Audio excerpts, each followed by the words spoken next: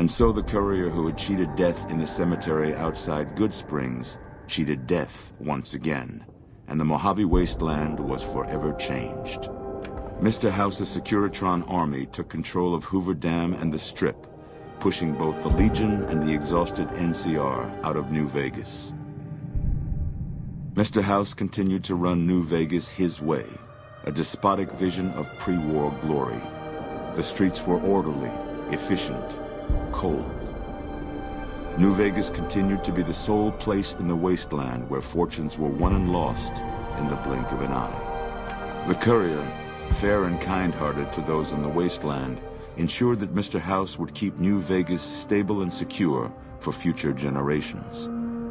Mr. House afforded him every luxury at his disposal in the Lucky 38, out of gratitude and a quiet sense of pride for his choice in lieutenants. Tabitha and Rhonda went east, through Caesar's Land. Occasionally, tales of their exploits found their way back west, though few believed them. Eventually, the stories concerning the duo were collected and published, and proved to be quite popular with children.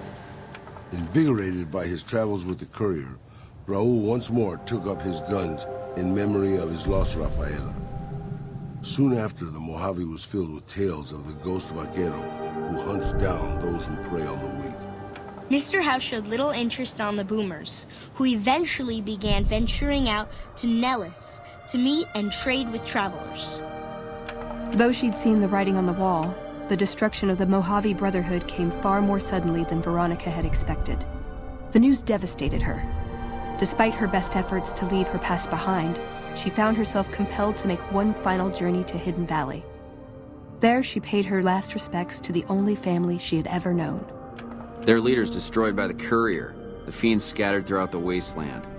Without the organization of Motor Runner, Cook, Violet, and Driver Nephi, they were easy prey. After Mr. House gained control of New Vegas, he sent a Securitron to Good Springs as a token of appreciation for helping the courier. Victor was a mixed blessing, however, as he continually monitored the town for Mr. House. In the years following the destruction of Cassidy caravans, NCR used evidence of the plot to blackmail the Crimson Caravan and the Van Graffs. NCR enacted strict trade laws with little resistance, strengthening their supply lines and their position in the Mojave.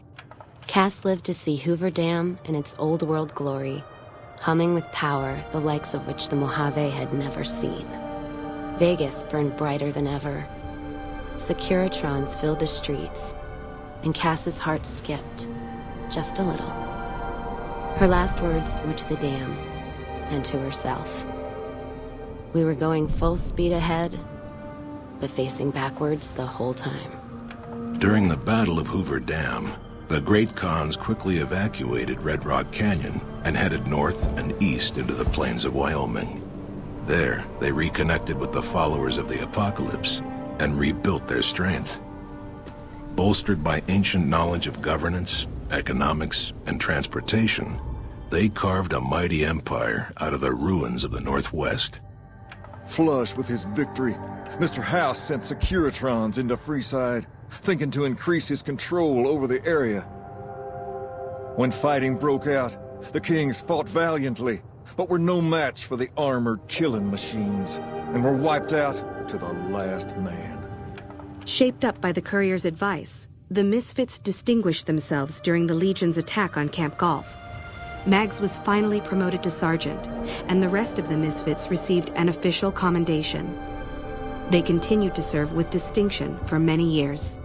Though Novak was a low-priority target for the Legion, many of Novak's citizens died in its defense.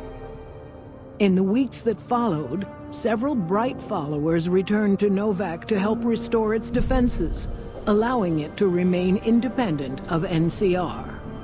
After Hoover Dam, the leaderless powder gangers at the correctional facility vanished into the wastes, leaving the prison empty.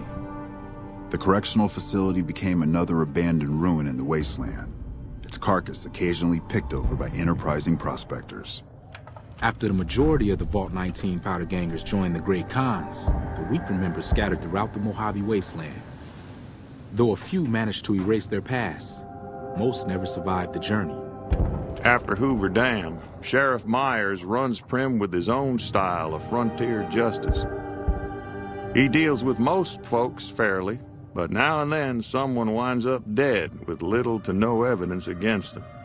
And so the Courier's Road came to an end, for now. In the new world of the Mojave Wasteland, fighting continued, blood was spilled, and many lived and died just as they had in the old world. Because war never changes.